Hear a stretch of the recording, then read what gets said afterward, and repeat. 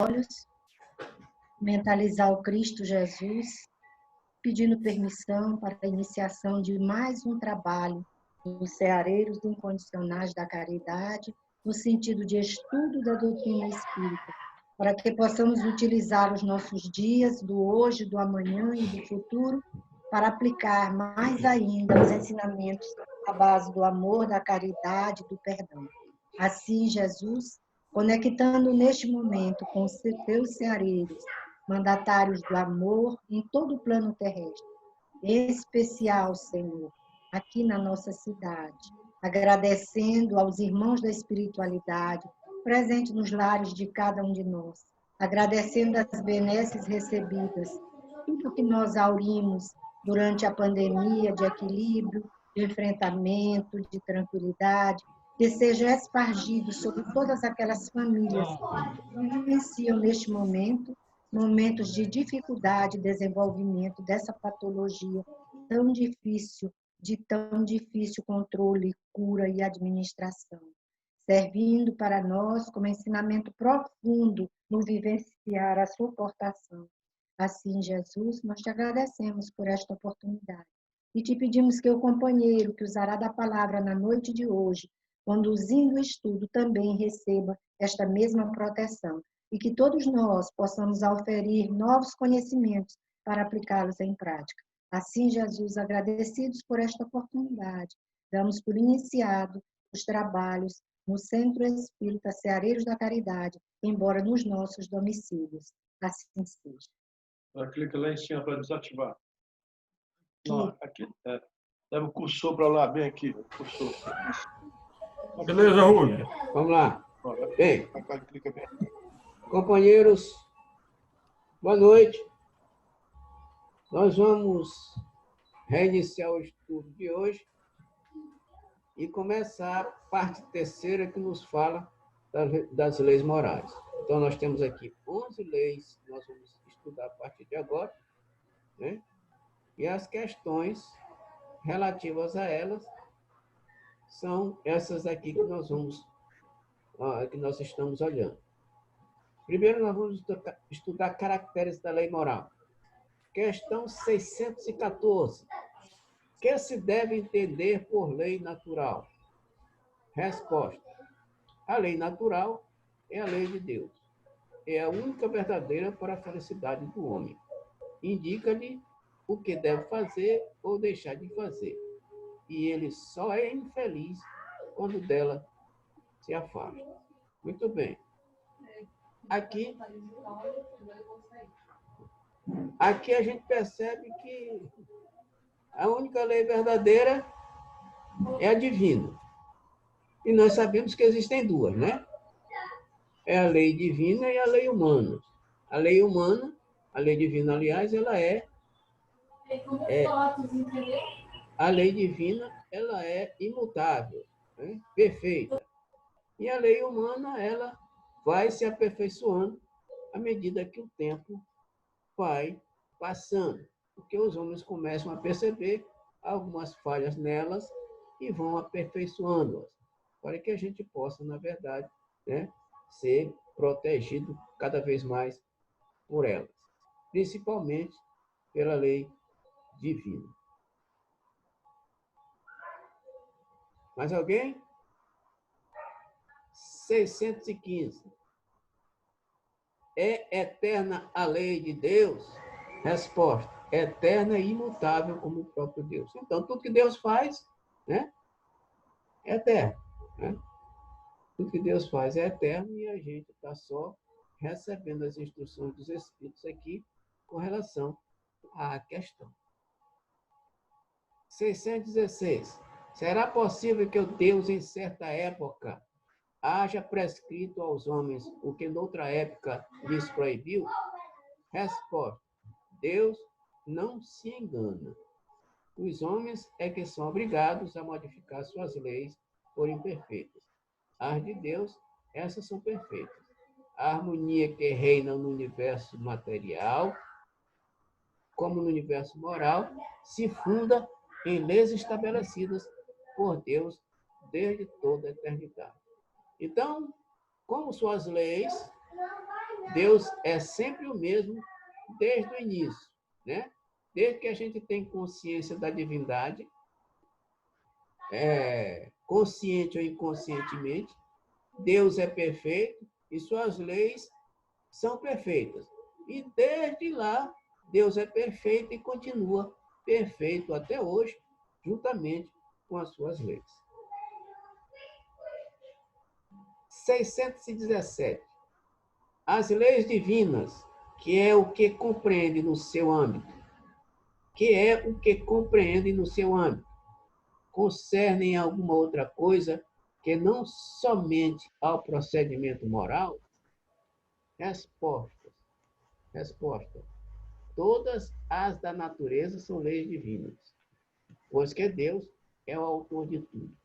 O sábio estuda as leis da matéria, o homem de bem estuda e pratica as da alma. Então, o homem de bem se preocupa muito mais, logicamente, com as leis divinas, enquanto que o sábio estuda as leis da matéria, até para que a gente tenha conhecimento de algumas coisas, né, materiais, ou como se define a lei, como é que a lei procede em determinadas situações materiais, tanto falando a respeito dos homens, dos animais, das plantas e dos minerais. Dado é ao homem aprofundar umas e outras? Respostas. Mas uma única existência não lhe basta para isso. Como é muita coisa, logicamente, como é muita coisa, a gente não pode assimilar tudo de uma vez, né? Porque a nossa existência na matéria é muito curta e nós precisamos de bastante tempo para a gente se envolver com ambas as leis, tanto as leis divinas quanto as leis materiais. E, para o nosso adiantamento moral, espiritual e intelectual, nós precisamos nos envolver com as duas. Nós precisamos nos envolver com elas duas. Comentário de Kardec a respeito da questão. Efetivamente, que são alguns anos para a aquisição de tudo o de que precisa o ser, a fim de se considerar perfeito, embora apenas se tenha em conta a distância que vai do selvagem ao homem civilizado, insuficiente seria, para tanto, a existência mais longa para que se possa imaginar. Ainda, com mais forte razão, o será quando curta, como é para a maior parte dos homens. Entre as leis divinas, umas regulam o movimento e as revelações da matéria bruta, as leis físicas, cujo estudo pertence ao domínio da ciência. As outras dizem respeito especificamente ou especialmente ao homem considerado em si mesmo e nas suas relações com Deus e com seus semelhantes. Contém as regras da vida do corpo, bem como as da vida da alma. São as leis morais. Então, complementando o que ele está falando, aliás, né, ele está explicando para nós que é exatamente isso. Né? Nós precisamos das duas para adiantar o nosso aprimoramento espiritual e nosso aprimoramento moral e intelectual, mas o tempo é curto e nós precisamos de um tempo mais longo, ou seja, bastante longo, para que a gente possa assimilar o máximo de ambas as duas leis. 618. São as mesmas para todos os mundos, as leis divinas? Resposta. A razão está a dizer que devem ser apropriadas à natureza de cada mundo e adequadas ao grau de progresso dos seres que os habitam. Bem, aqui está nos informando que cada mundo tem uma lei diferente, né? Cada mundo tem uma lei diferente. E isso por conta da diferença de evolução que existe em cada mundo, em cada planeta, em cada globo terrestre, cada globo, cada planeta. Então, aqui é a confirmação de que existe essa diferença. Conhecimento da lei natural. A todos os homens facultou Deus os meios de conhecerem sua lei, sua lei? Resposta. Todos podem conhecê-la, mas nem todos a compreendem. Os homens de bem, os que se decidem a investigá-la, são os que melhor compreendem. Todos, entretanto, a compreenderão um dia, porquanto forçoso é que o progresso se efetue.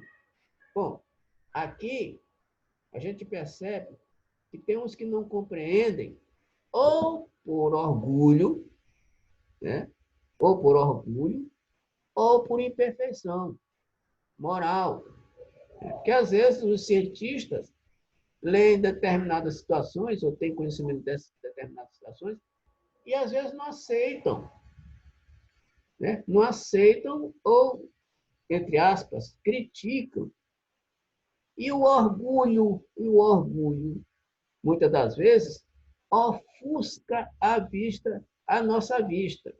Quanto mais orgulhosos nós somos, mais difícil nós entenderemos estas leis.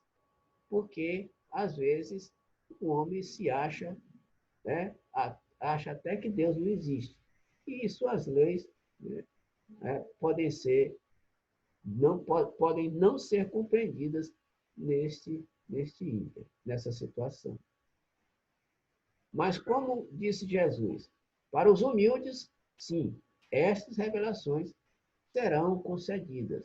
Os mais humildes, mesmo cientistas, se são humildes, eles têm condições de compreender a natureza das leis divinas. Comentário de Kardec. A justiça das diversas encarnações do homem é uma consequência deste princípio, pois que, em cada nova existência, sua inteligência se acha mais desenvolvida e ele compreende melhor o que é bem e o que é mal. Se numa só existência tudo lhe devesse ficar ultimado, qual seria a sorte de tantos milhões de seres que morrem todos os dias no embrutecimento da selvageria ou nas trevas da ignorância, sem que deles tenha dependido o se instruírem? Ou seja, a instrução, né, o conhecimento dessas leis, tanto divinas quanto naturais, quanto humanas, elas podem, inclusive, ajudar na salvação ou na saúde das pessoas, do povo de forma geral. Por isso, é importante o conhecimento dela. Segundo Kardec, comentando a questão. 620. Bom, aqui tem questões que podem ser faladas com relação à saúde humana e com relação à justiça humana. E tem dois craques aí, né, no nosso grupo, que podem muito bem falar a respeito disso, na hora que for necessário ou quando acharem conveniente. Né? Como eu sou apenas professor Otton e companheiro, o coordenador, né? Mas tem gente que entende muito mais de ciência biológica e ciência do direito do que eu aqui presente, né? Que está falando.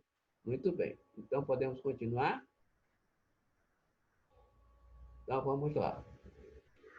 621. Onde está escrita a lei de Deus? Essa questão é linda. Né? Essa questão é uma maravilha. Na consciência. Isso quer dizer, meus companheiros, que aonde a gente for, isso quer dizer que aonde a gente for, a gente leva a nossa consciência e a lei divina. Isso quer dizer também que a gente não pode fugir dela. Onde a gente estiver, lá estará a lei divina e a nossa consciência para nos ajudar ou nos acusar quando nós entrarmos contrários ou formos de encontro a essa lei. Não escapamos, não podemos escapar de jeito nenhum. Está escrita lá, se está escrita lá, a gente não pode se desligar dela. 621A. Visto que o homem traz em sua consciência a lei de Deus, que necessidade havia de lhe ser revelada? Resposta: ele a esquecera e desprezara. Diz então Deus lhe fosse lembrado. Muito bem. Então a gente faz de conta algumas vezes, por nossa própria imperfeição, a gente faz de conta algumas vezes que a lei não está nem aí perto da gente, que não está na nossa consciência. A gente ignora esta parte. A gente ignora que essa lei divina está na nossa consciência e a gente age de livre-arbítrio contra essa lei. Mas aí, agindo de forma contrária à lei, nós vamos ter que ajustar esses comportamentos negativos que nós tivemos por conta desta lei que está em nós. E nós mesmos vamos pedir mais cedo ou mais tarde para ajustarmos estas contas que nós contraímos numa hora passada, numa hora anterior. 622. Confiou Deus a certos homens a missão de revelarem a sua lei? Resposta: indubitavelmente. Em todos os tempos, houve homens que tiveram essa missão. São espíritos superiores que encarnam com o fim de fazer progredir a humanidade. Bem, nós percebemos aqui que muitos chamados missionários ajudaram a divulgar as leis divinas para nós. Os grandes missionários só fizeram, através dos seus comportamentos e das suas palavras, esclarecer para nós o que nós deveríamos fazer na nossa vida. Conselhos, caminhos que eles seguiram, mostrando-nos que o rumo é este, mostrando que nós devemos seguir esta estrada, a fim de que a gente também, quanto eles, possamos chegar ao grau superior de evolução. Mas, como nós ainda temos o nosso livre-arbítrio, aliás, nós temos o nosso livre-arbítrio, graças a Deus, a gente escolhe se quer segui-los ou não. Livre-arbítrio. 623. Os que hão pretendido instruir os homens na lei de Deus não se têm enganado algumas vezes, fazendo-nos desviar-se por meio de falsos princípios? Resposta: certamente hão dado causa a que os homens se transviassem aqueles que não eram inspirados por Deus e que, por ambição, tomaram sobre si um encargo que lhes não fora cometido. Todavia, como eram, afinal, homens de gênio, mesmo entre os erros, que ensinaram grandes verdades, muitas vezes sem conta. Muito bem. É que algumas vezes, é aquela história. Apesar de missionários, ainda tem alguns requisitos e imperfeições e lançam algumas sementes negativas no seio da população, e estas podem ser assimiladas negativamente e ser prejudicadas aquelas pessoas que seguem ou que semeiam também essas sementes. Mas, como a gente acabou de ler, a lei divina está na nossa consciência. Os missionários que erraram em alguns pontos nas suas divulgações, mais cedo ou mais tarde, eles precisarão entrar em contato com a lei divina, com a consciência, e resgatar aquilo que semeou de forma negativa. É a lei do progresso.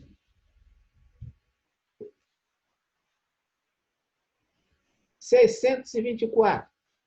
Qual o caráter do verdadeiro profeta? Resposta. O verdadeiro profeta é um homem de bem, inspirado por Deus. Podeis reconhecê-lo pelas suas palavras e pelos seus atos. Impossível é que Deus se sirva da boca do mentiroso para ensinar a verdade. É lógico. O camarada que está inspirado por bons espíritos, ele não pode falar algo que não seja de acordo com a lei divina. Portanto, precisamos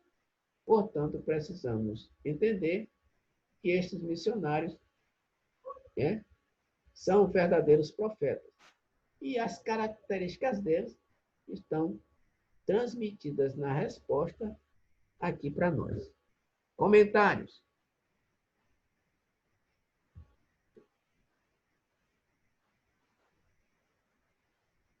Nada?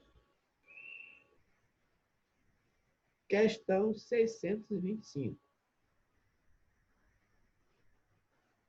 Esta é linda também. Questão 625. Qual o tipo mais perfeito que Deus tem oferecido ao homem para lhe servir de guia e modelo? A resposta é muito simples, mas grandiosa. Resposta: Jesus. E que Kardec comenta a respeito da questão. Para o homem, Jesus constitui o tipo da perfeição moral a que a humanidade pode aspirar na Terra.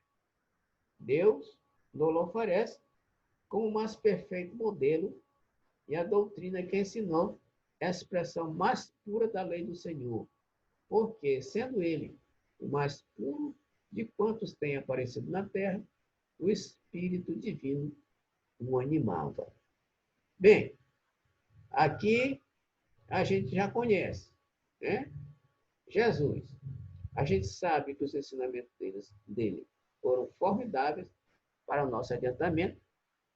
Ele mesmo dizia: eu sou o caminho, eu sou a verdade, eu sou a vida. Ninguém vai ao Pai a não ser por mim. Quer dizer que Jesus nos diz que precisamos seguir as suas pegadas, os seus ensinamentos, porque senão nós não chegaremos lá. E conhecimento, pelo menos nós temos uma certa um bocado desses ensinamentos, grandiosos ensinamentos, basta que a gente siga. E seguindo, nós estaremos caminhando na sua jornada. Ele também disse: eu sou a verdade e a vida. Ele também disse, né, que ele era a verdade e a vida. E assim, sendo ele a verdade, nós precisamos seguir sempre a verdade. Comentários? Kardec continua comentando. Quanto aos que, pretendendo instruir o homem na lei de Deus, o têm transviado, ensinando-lhes falsos princípios, isso aconteceu por haverem deixado que os dominassem sentimentos de demasiado terreno e por terem confundido as leis que regulam as condições da vida da alma com as que regem a vida do corpo. Muitos hão apresentado como leis divinas simples leis humanas, estatuídas para servir às paixões e dominar os homens. Comentários? 626. Só por Jesus foram reveladas as leis divinas e naturais. Antes do seu aparecimento, o conhecimento dessas leis, só por intuição os homens o tiveram? Resposta: Já não dissemos que elas estão escritas por toda parte? Desde os séculos mais longínquos, todos os que meditaram sobre a sabedoria hão podido compreendê-las e ensiná-las. Pelos ensinos, mesmo incompletos, que espalharam, prepararam o terreno para receber a semente. Estando as leis divinas escritas no livro da natureza, possível foi ao homem conhecê-las, logo que as quis procurar. Por isso é que os preceitos que consagram foram, desde todos os tempos, proclamados pelos homens de bem. E também por isso é que elementos delas se encontram, se bem que incompletos ou adulterados pela ignorância, na doutrina moral de todos os povos saídos da barbárie. Bom, então, o pessoal que vinha antes, os precursores vinham preparando esta semente. A semente principal, que é, como já foi anteriormente comentado, Jesus. A semente principal é Jesus, e eles vinham preparando o caminho de Jesus para que, quando Jesus chegasse aqui, a humanidade estivesse melhor preparada para entender aquilo que o mestre de todos, né, o mestre maior, tinha para nos ensinar. Apesar de que muitos ainda, né, deturpam esses ensinamentos e fazem uma confusão tão grande que fazem com que as pessoas não compreendam realmente o significado da lei divina. Comentário. 627. Uma vez que Jesus ensinou as verdadeiras leis de Deus, qual a utilidade do ensino que os Espíritos dão? Terão que nos ensinar mais alguma coisa? Boa pergunta. Resposta. Jesus empregava a miúde, na sua linguagem, alegorias e parábolas, porque falava de conformidade com o tempo e os lugares. Faz-se necessário agora que a verdade se torne inteligível para todo mundo. Muito necessário é que aquelas leis sejam explicadas e desenvolvidas. Tão poucos são os que as compreendem e ainda menos os que a praticam. A nossa missão consiste em abrir os olhos e os ouvidos a todos, confundindo os orgulhosos e desmascarando os hipócritas, os que vestem a capa da virtude e da religião, a fim de ocultarem suas torpezas. O ensino dos Espíritos tem que ser claro e sem equívoco, para que ninguém possa pretextar ignorância e para que todos o possam julgar e apreciar com razão. Estamos incumbidos de preparar o reino do bem que Jesus anunciou. Daí a necessidade de que a ninguém seja possível interpretar a lei de Deus ao sabor de suas paixões, nem falsear o sentido de uma lei toda de amor e caridade. Ele está dizendo que Jesus, na época, veio falar, e a maioria dos ensinamentos de Jesus foi entre parábolas, em torno de parábolas. E aí, em sentido alegórico, justamente por conta da condição de entendimento do povo daquela época. E a doutrina espírita, ela vem apenas simplificar esse ensinamento de forma mais clara para um melhor entendimento e para que confunda, né, a cabeça dos orgulhosos com relação aos seus ensinamentos. Então, é esse o objetivo do ensinamento dos Espíritos. Que entenda melhor os ensinamentos de Jesus. Foi o próprio Emmanuel que diz o seguinte: Jesus é a porta e Kardec é a chave. A chave para quê? Para abrir essa porta do entendimento dos ensinamentos de Jesus. Isso nós vimos na psicografia de Chico Xavier, o Emmanuel nos dando este maravilhoso recado. Comentários? 628. Porque a verdade não foi sempre posta ao alcance de toda a gente. Resposta. Importa que cada coisa venha a seu tempo. A verdade é como a luz. O homem precisa habituar-se a ela. Pouco a pouco, pouco a pouco. Do contrário, fica deslumbrado. Resposta. Aliás, isso aí continuando a resposta. Jamais permitiu Deus que o homem recebesse comunicações tão complexas e instrutivas como as que hoje lhe são dadas. Havia, como sabeis, na antiguidade, alguns indivíduos possuidores do que eles próprios consideravam uma ciência sagrada, e da qual faziam mistério para os que, aos seus olhos, eram tidos por profanos. Pelo que conheceis das leis que regem esses fenômenos, deveis compreender que esses indivíduos apenas recebiam algumas verdades esparsas, dentro de um conjunto equívoco e, na maioria dos casos, emblemático. Entretanto, para o estudioso, não há nenhum sistema antigo de filosofia, nenhuma tradição, nenhuma religião que seja desprezível, pois em tudo há germes e grandes verdades que, se bem pareçam contraditórias entre si, dispersas se acham em meio de acessórios sem fundamento, facilmente coordenáveis, se vos apresentam, graças à explicação do Espiritismo, de uma imensidade de coisas que até agora se vos afiguram sem razão alguma, e cuja realidade está hoje irrecusavelmente demonstrada. Não desprezei, portanto, os objetos de estudo que esses materiais oferecem. Ricos, eles são de tais objetos e podem contribuir, geralmente, para a vossa instrução. Ele está dizendo aqui que... Eles estão dizendo aqui que em todo canto existe um pedaço da verdade. Ninguém está com a verdade total.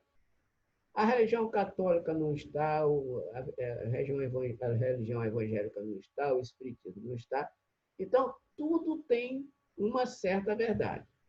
E o que a gente que nos cabe fazer é o seguinte: entrar em contato em todas elas, caso seja possível, e retirar o que é bom. Foi Paulo que disse: examinar de tudo e retende o que for bom. Ou seja, naquilo que a gente examinar, seja desta religião A, da religião B, da religião C, da religião D, etc., nós vamos encontrar alguma verdade que possa acumular no nosso histórico, no nosso arcabouço espiritual, a fim de que a gente atinja aos poucos a verdade verdadeira, a fim de que a gente não fique ofuscado se a gente recebesse a verdade de uma vez por toda, completa. Então, é como se, no caso de Paulo, a gente recebe a verdade de forma muito grande, de imediato, a gente se cega, a gente fica cego. É o caso de quando Paulo se encontrou com Jesus às portas de Damasco. Jesus, no plano espiritual, se apresentou para ele, né? E ele ficou cego de tanta luz. Ou seja, Jesus não é a verdade? É. E ele ficou cego, Paulo ficou cego, porque a verdade veio com tanta luz e o deixou cego. Então, nós precisamos receber essa verdade aos pouquinhos, a fim de que nós não estejamos deslumbrados. Comentários? Muito bem. Eu queria alguém para me ajudar na leitura a partir do bem e do mal. Quem se candidata? Eu vou proceder à leitura. Vamos lá. O bem e o mal. Questão 629.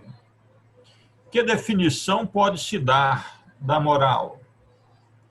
A moral é a regra de bem proceder, isto é, de distinguir o bem do mal. funda-se na observância da lei de Deus. O homem procede bem quando tudo faz pelo bem de todos, porque então cumpre a lei de Deus. Bom, essa questão do que é moral, isso suscita tratados e mais tratados sob o ponto de vista filosófico. Né? Por quê? Porque, normalmente, cada um tem uma concepção do que seja moral. Mas os espíritos nos fornecem uma definição muito precisa, né? Quando nos diz que ela se consubstancia numa regra de bem proceder, isto é, de distinguir o bem do mal. Em outras palavras, sob o ponto de vista valorativo, sob o ponto de vista da axiologia, nós poderíamos, sem embargo, dizer que a moral, ela equivale à observância da lei de Deus pelo homem, tá? No sentido de que se busque eventualmente os meios, os recursos para que se proceda como homem de bem, realizando o bem por tudo e por todos. Mais alguém?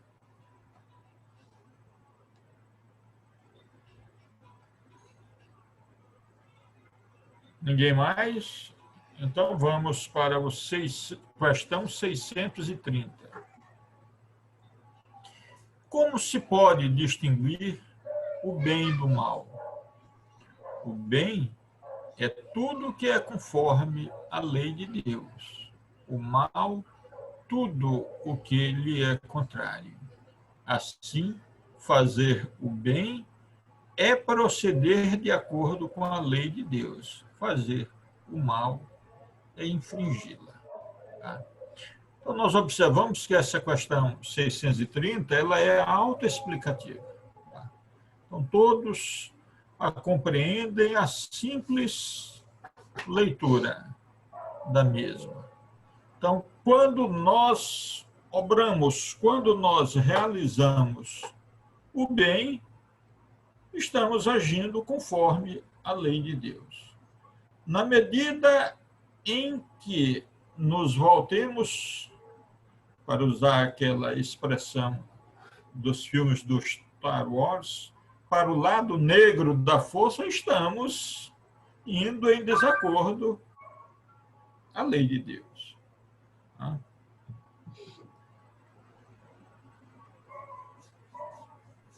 Como é que o homem avalia isso? Já foi visto anteriormente pelo companheiro Rubem. Através do selo divino colocado em cada um de nós, que é a nossa consciência. É ela que nos diz se estamos agindo de maneira adequada ou se estamos agindo de maneira equivocada. Né? Ok? Então, meus estimados amigos, isso é tão relevante que independe até de cultura formal, na medida em que um homem analfabeto pode perfeitamente estar de acordo com a lei divina na medida em que pratica o bem, ao passo que um homem letrado, culto, um cientista, por exemplo, extremamente materialista, pode estar em desacordo com essa mesma lei. Tá? Então, independe dos chamados saberes formais. Ok? Porque justamente pelo fato de ser essa centelha divina, ou como disse, esse selo divino incerto em cada consciência. Eu quero abrir aqui um espaço para dar uma boa noite ao nosso estimado colega Adriano, do grupo CELCA, né? Que é o Centro Espírita Luz, Caridade e Amor, que participa conosco hoje pela primeira vez desse nosso estudo. Mais alguém? Bom, não é simples. Não é tão simples a coisa. A questão é por que a gente não faz. A coisa não é muito simples, é simples até demais, que chega até a assombrar e deixar a gente meio com medo e confuso. É simples. Mas por que a gente não consegue fazer isso? A resposta poderia ser porque a gente está muito... Diga. A prática de um exclui o outro, não é isso? Isso mesmo. Mas há um ponto de referência que ele fez alusão nas duas perguntas, que é Deus. Certo. Crendo em Deus, seguindo as suas leis, você está praticando o bem, né? Isso. É a referência aí para distinguir o bem do mal. E essa distinção, Deus deu a inteligência para isso. Tá. Perfeito, André. Então, bem, vamos para a bem. seguinte. Muito bem. 632. Estando sujeito ao erro, não pode o homem enganar-se... Edilson, 631. 631? É. Ah, tá, ok. Tá. Questão 631. Tem meios o homem de distinguir por si mesmo o que é bem do que é mal? Sim, quando crer em Deus e o quer saber. Deus lhe deu a inteligência para distinguir um do outro. Terminou de ser dito aí pelo nosso querido André Luiz, né? E é aquilo que já foi referenciado anteriormente. A cada um de nós, Deus deu essa partícula divina que é a consciência. A consciência que nos faz perceber, pela nossa ação, pelo nosso modo de agir, se estamos agindo no bem ou se estamos agindo no mal, conforme aquilo que seja a nossa orientação, o nosso procedimento. Mas a resposta é muito simples. Sim, quando se crê em Deus e quando se quer saber, porque, como disse anteriormente também o nosso colega Rubens, há momentos em que, apesar de nós termos, cada um de nós, essa centelha divina, essa consciência, nós ou a desconsideramos ou simplesmente fazemos com que ela fique obnubilada, esquecida, né? E isso de maneira até proposital. Ok? Mais alguém? E olha só, uma coisa interessante também. Deus deu a inteligência para nós para a gente ter a condição de distinguir um do outro. Todo mundo é inteligente? É. E quando a gente age de encontro a essas leis, nós não estamos sendo inteligentes. Não é verdade? Ora, se está bem aqui na nossa cara o código de comportamento, que a gente tem que fazer assim, e a gente sabe distinguir o que é certo e o que é errado. Por que a gente não faz? É porque a gente não age com inteligência em determinadas situações da nossa vida. Então, aí, nós estamos dando atestado de que nós não somos inteligentes à medida em que a gente vai de encontro a essa lei, que, na verdade, é o nosso caminho verdadeiro. Continua, Dilson.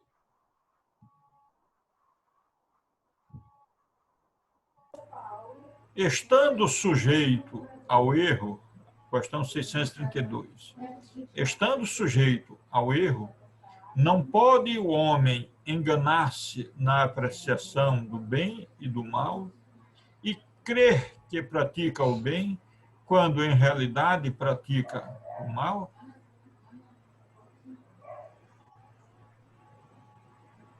Resposta: Jesus disse: vede o que quereríeis que vos fizessem, ou não vos fizessem. Tudo resume nisso: não vos enganeis. Então, essa questão ela é importante, porque há muitos que buscam justificativa para determinados procedimentos, tipo, eu fiz isto, mas não era minha intenção ou coisa parecida. Ora, é preciso que nós tenhamos bastante clareza que Deus colocou em cada um de nós um farol de orientação. Esse farol de orientação é exatamente a nossa consciência. Nos deu um instrumento fundamental para a compreensão dessa consciência, que é justamente, como dito anteriormente pelo nosso irmão, a inteligência. Então, se nós não somos alienados, se nós não temos nenhuma dificuldade mental no sentido de termos algum bloqueio ou alguma situação de não compreensão, com certeza nós temos perfeitas condições de discernir o que é bom e o que é mal. E Jesus nos coloca isso de forma muito clara, que o que não é bom para mim, não é bom para o meu próximo. E aquilo que eventualmente eu considero que seja razoável, que seja bom para mim, isso é o que eu devo me propor a fazer pelo irmão.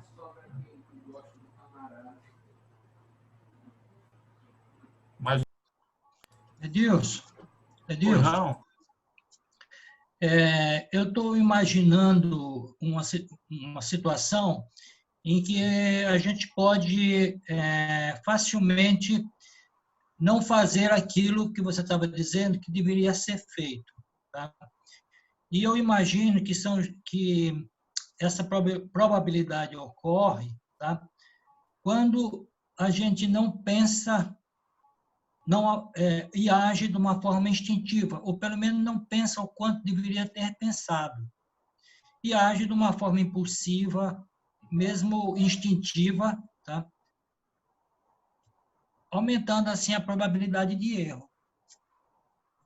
Então, o convite para que a gente se policie no sentido de não agirmos, né? Como no íntimo nós gostaríamos de e não deixar de fazer como no íntimo nós achamos que é o certo, tá? Eu fui claro?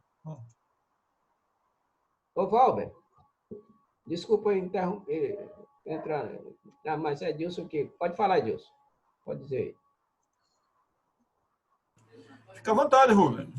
Tá. Ô, Valber, o problema, sabe o que é? É que nós, seres humanos, temos dificuldades em se colocar no lugar do outro. Quando a gente consegue se colocar no lugar do outro, a gente começa a perceber a coisa diferente. Quero um exemplo? Há algum tempo atrás, o fantástico A Globo fez uma experiência com jovens que foi feito neles maquiagem como se eles fossem velhos. E com as dificuldades que colocaram nas pernas, no corpo do jovem maquiado, com dificuldades para ele se locomover e tal. Como se fossem velhos realmente. E aí, depois da experiência, os jovens perceberam a dificuldade que tem os velhos, os velhinhos, quando andam em ônibus, quando andam em determinados locais. E também eles perceberam que, colocando-se no lugar de um velhinho, quanta dificuldade eles não percebem para conviver com esta fase da nossa vida. Inclusive, teve pessoa que participou do programa que disse que, a partir daquela experiência, eles começaram a se colocar no lugar das pessoas idosas. Aí é que a gente vai aprender que, quando a gente faz alguma coisa para o outro, a repercussão que aquilo que a gente fez para o outro pode ser positiva ou negativa. Mas, enquanto a gente não tiver essa consciência de se colocar no lugar do outro, a gente nunca vai, né, perceber a dificuldade. Aí a gente vai ir de encontro às leis divinas e fazer com o outro aquilo que nós não devíamos. Essa seria a questão mais preciosa da gente perceber. Colocando-se no lugar do outro, pronto, a situação acaba totalmente. Não sei se respondi a sua questão, não sei se... Perfeitamente, Rubens, perfeitamente.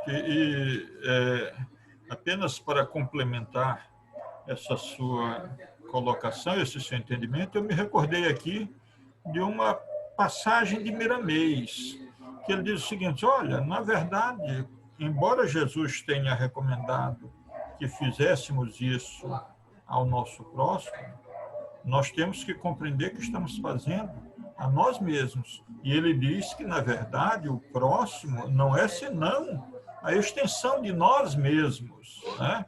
E isso que você falou, Rubens, vai exatamente se casar com a questão da empatia, da alteridade que nós devemos ter uns em relação aos outros. Mais alguém?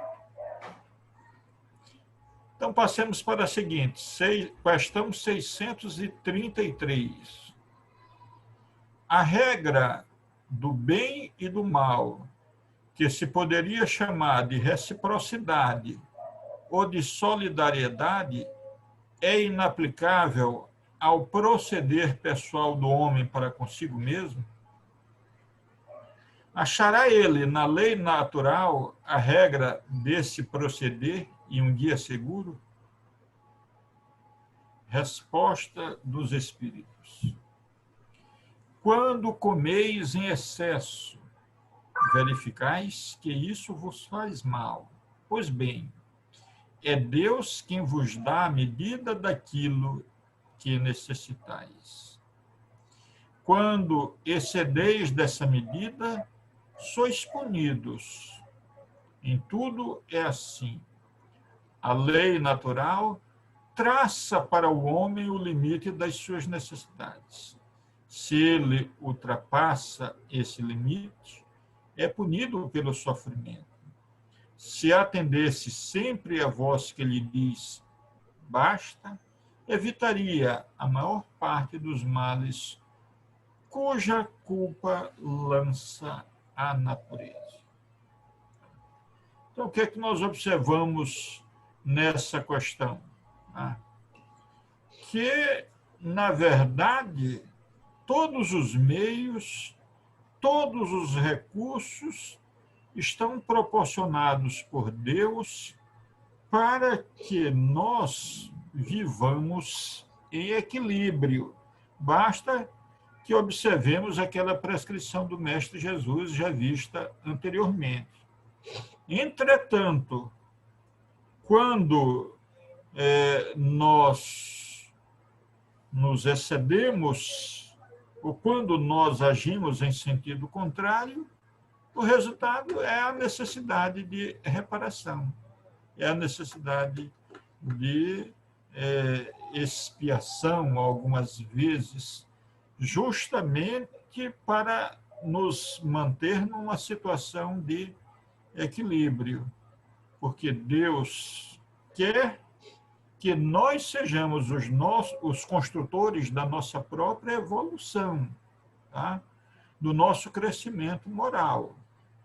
Bom, quando nós nos excedamos no modo de agir, a única forma que temos de efetivamente sanar esses equívocos, tá, é justamente submetendo-nos à situação das dores e dos sofrimentos, que são excelentes professores, embora nós não o entendamos como tal, na nossa ignorância, né?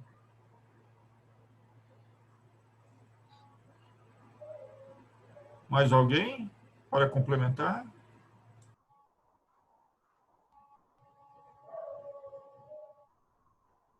Continua, então. Podemos seguir? Sim, pode seguir. Ninguém se manifestou? Então vamos, Rubens. Seria agora 635. Né? É 34. Ah, não. Ah, essa mesmo, desculpa, perdão. 634. Por que está o mal na natureza das coisas? Falo do mal moral.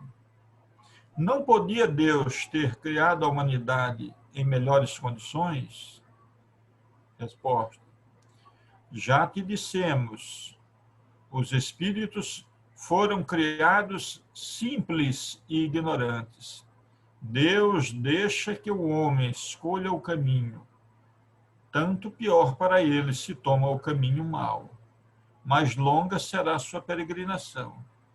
Se não existissem montanhas, não compreenderia o homem que se pode subir e descer. Se não existissem rochas, não compreenderia que há corpos duros. É preciso que o espírito ganhe experiência. É preciso, portanto, que conheça o bem e o mal. Eis porque se une ao corpo. Então, baixa um pouquinho mais aí, Rui, só para ver a questão. Tá. Então, a questão é formulada da seguinte forma: por que está o mal na natureza das coisas? Falo do mal moral. Não podia Deus ter criado a humanidade em melhores condições? É evidente que Deus tudo pode. E ele poderia ter nos criado, sim, em condições, entre aspas, mais favoráveis. Mas aí vem a grande questão: qual seria o nosso mérito em relação a isso? E, por outro lado, está numa suposta bem-aventurança imerecida, será que não nos deixaria vazios? Será que não nos deixaria incompletos? Deus, então, na sua sabedoria infinita e na sua misericórdia, nos cria todos, simples e ignorantes, para que nós possamos sair traçando os caminhos da nossa própria evolução. Como o oleiro que pega o barro puro e, após promover a devida mistura, após fazer a argamassa, constrói a escultura, constrói os vasos, constrói, em suma, os objetos de arte a partir daí. Da mesma forma, Deus nos colocou a vida enquanto possibilidade de crescimento como essa matéria bruta, para que nós a aperfeiçoemos até o ponto de alcançarmos as esferas crísticas a todos, destinadas naturalmente após a depuração, após o aperfeiçoamento na vida, nas vidas materiais, já que não é apenas em uma que se dá, mas em várias.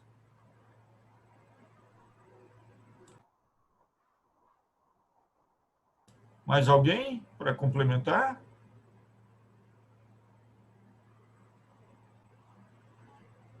O professor Otton não quer se manifestar?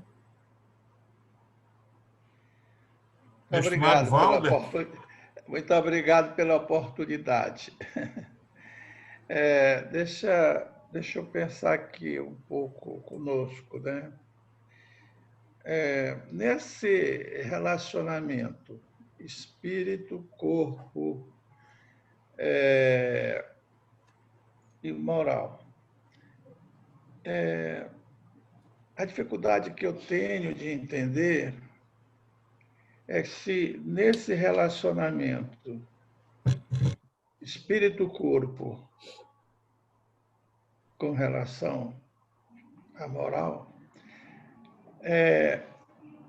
o aperfeiçoamento está ocorrendo por parte do espírito ou está ocorrendo por parte do corpo humano, do homem, com relação à moral? Quer dizer, espírito-homem tem um eixo que tem que ser seguido, a moral, para saber o que é o bem e o que é o mal. E nesse relacionamento espírito e o ser humano, quem está se aperfeiçoando? É o espírito? É o homem? Ou são os dois? Professor, eu digo que é o espírito. Eu digo porque o corpo, ele é finito, né? Tá? Enquanto o espírito não.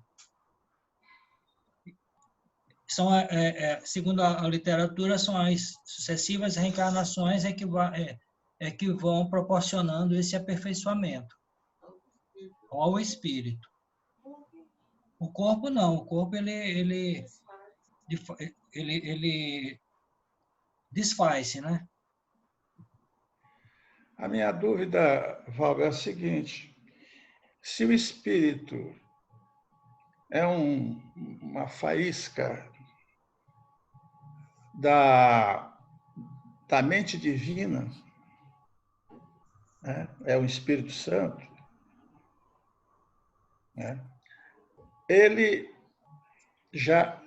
por ser santo, fazer parte da consciência divina, ele não já é perfeito? Dá licença aqui, ó. A gente acabou de ler, professor, aqui na resposta, que o espírito foi criado simples e ignorante. Isso significa dizer que ele ainda não está perfeito.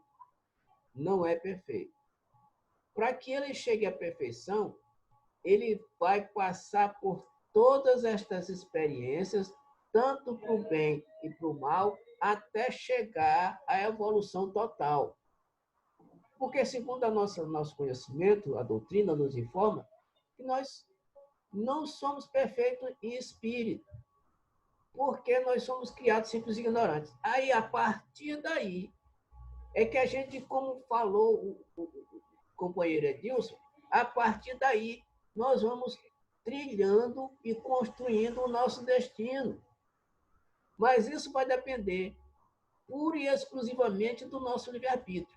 Se nós continuarmos escolhendo o mal, nós vamos demorar a chegar a essa perfeição. Mas se nós, de vez em quando, continuamos experimentando o bem e o mal, e mais tarde chegarmos à conclusão de que o nosso caminho realmente é o bem, então nós chegaremos a essa perfeição tão aguardada, tão esperada. Porque esse é o destino de todo espírito humano, de todo espírito, chegar à perfeição. Mas para chegar lá, precisa, né, passar e batalhar por ambos esses caminhos para adquirir experiência e distinguir, na verdade, qual é o seu principal objetivo. Chegando à perfeição, Rubens, sim, ele volta a Deus? E, professor Otto, sabe o que eu estou pensando aqui? Que, assim sendo, tá? De uma forma homogênea, digamos assim, seria muito cômodo. A pessoa não teria mais... Poderia ficar no bem bom, como se diz. Não é? Já que somos parte do divino, então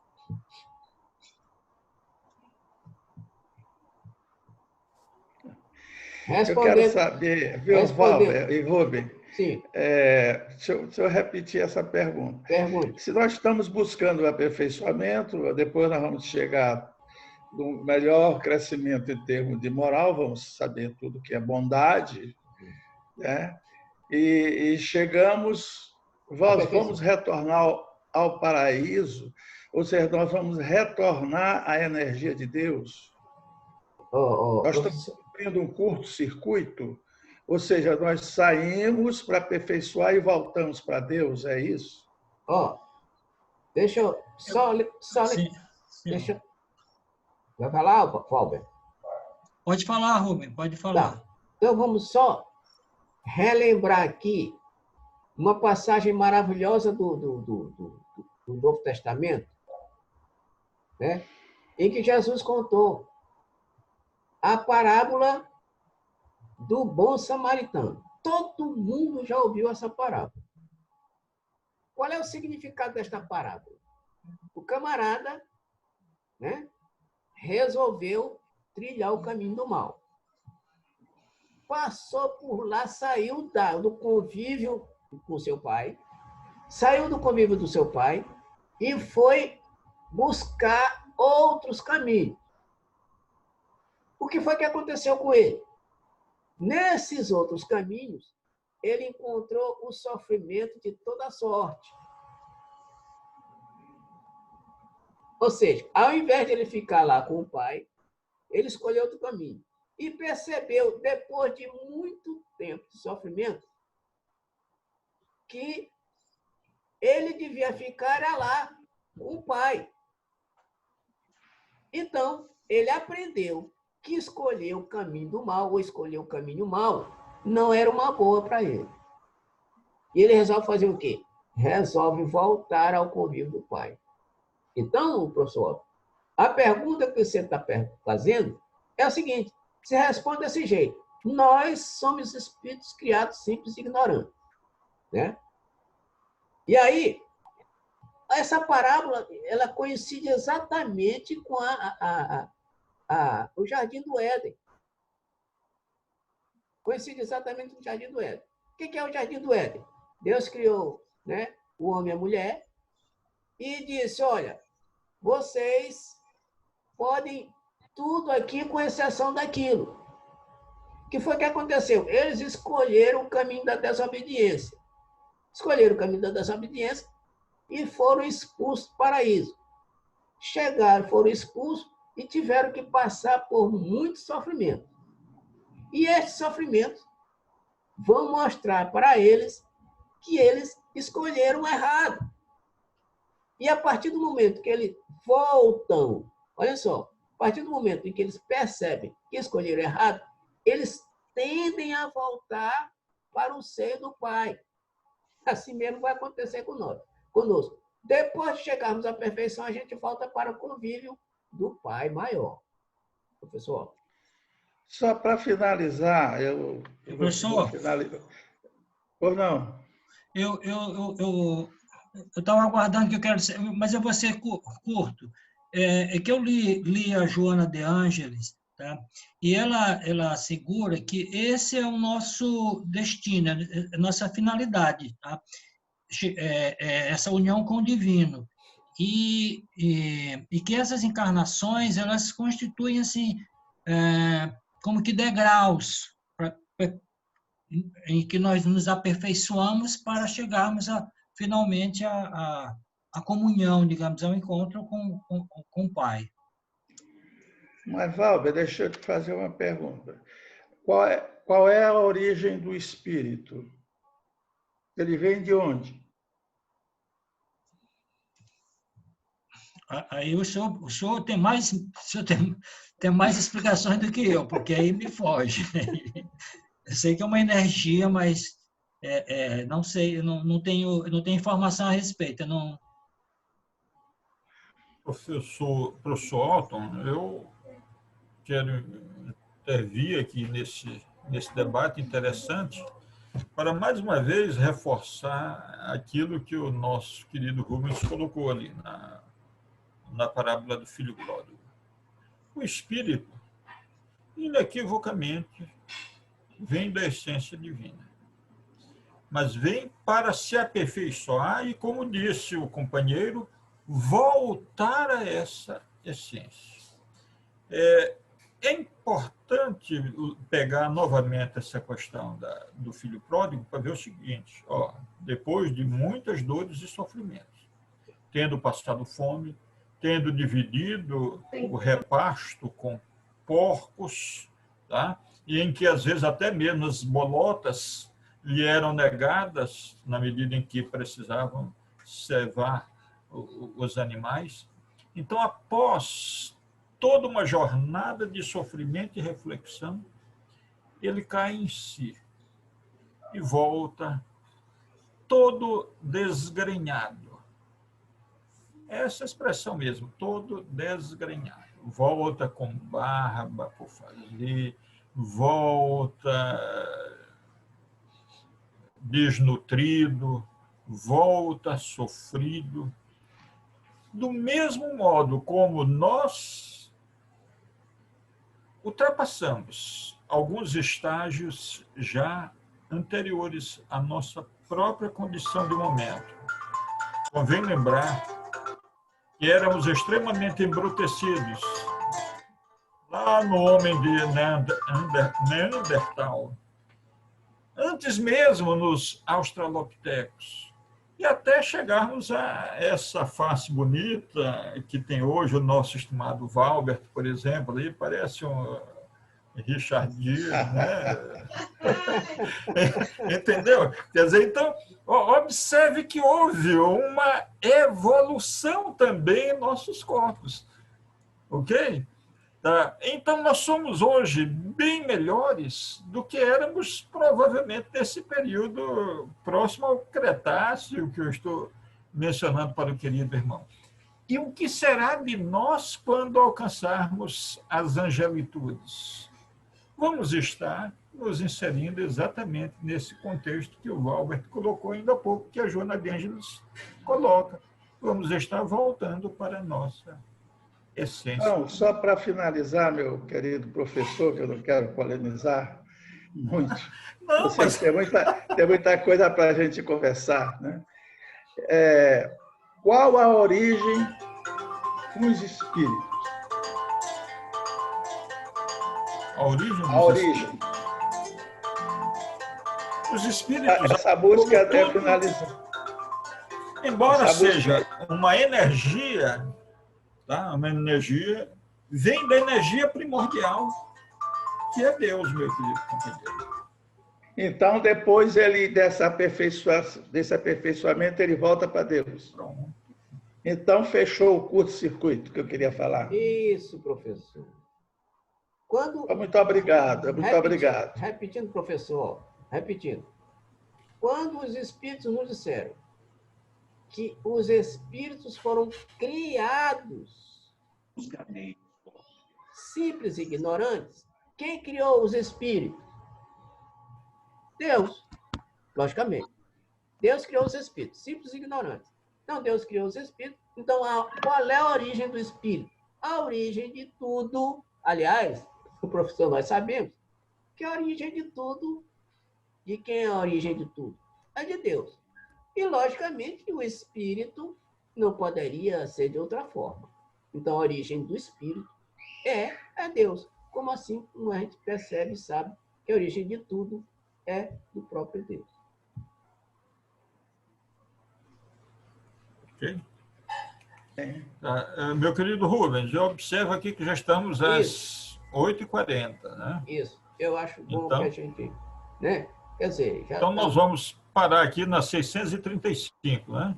Perfeito. Ok? Ok.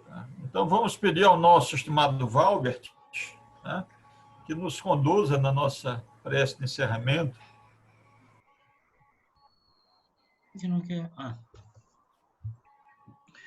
Então, vamos todos nós elevar-nos, procurando sintonizar-nos com o divino, tá? Agradecendo principalmente por esse momento, pelo convívio com essas pessoas que nós tanto gostamos e por tantas outras dádivas que eles têm nos proporcionado, principalmente nesse período de pandemia. E renovar o nosso compromisso e colocarmos em prática todos os conhecimentos aqui adquiridos. Muito obrigado, Senhor, e que teu nome seja louvado, hoje, agora e sempre. Obrigado. Assim seja. Que seja. Rubens, Diga, meu irmão. Meu camarada, você pode fazer a palestra no sábado para gente? Rapaz, eu já tô indicado desde a quarta-feira. Desde o sábado passado. Desde o sábado. Tá, certo. Então, beleza, tudo certo. Eu só gostaria de fazer um... Eu posso dar uma sugestão? Como é que o professor Otton está no sábado? Porque esse assunto que ele levantou, tá? Eu penso que ele é que tem mais assim conhecimento de causa. Talvez ele pudesse nos esclarecer. O que o senhor diz, professor Otton? Não, vamos fazer o seguinte. Tem 2 programações já pré-estabelecidas. Nós não vamos furar a fila. Depois do professor Rubem, nós temos a doutora Elizabeth, que ela vai fazer online, né? Nós ficamos de arrumar e gravar do YouTube e fazer funcionar, dar entrada nas nossas reuniões. Agora, depois disso, aí a gente pode conversar a respeito. Agora, independente disso, Valber, na área de conversação também, a gente pode aproveitar. Só que realmente é muito interessante isso. Você saber a origem dos espíritos, se ele é divino, né? Então ele não precisa de aperfeiçoamento. Ele tem alguma proposta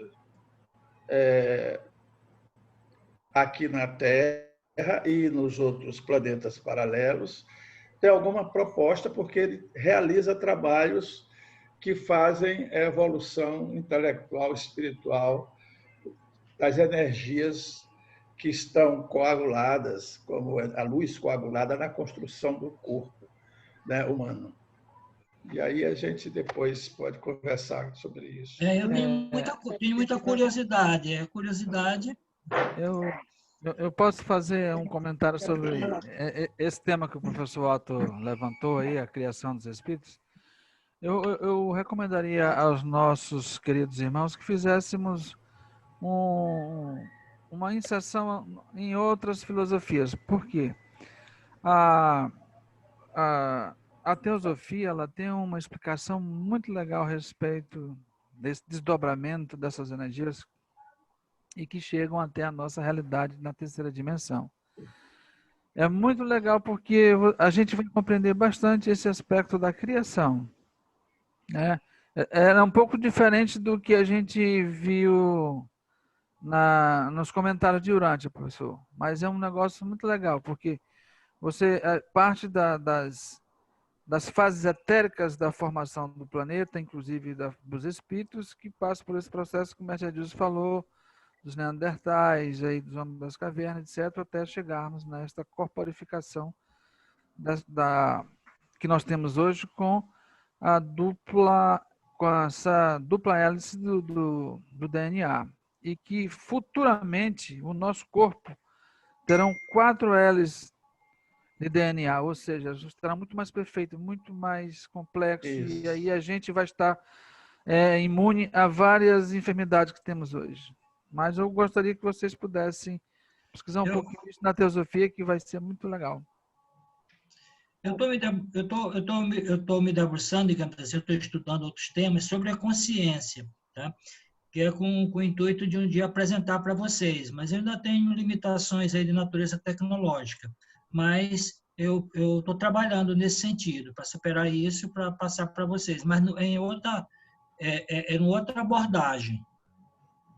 Eu gostaria de me manifestar acerca da data da possível palestra.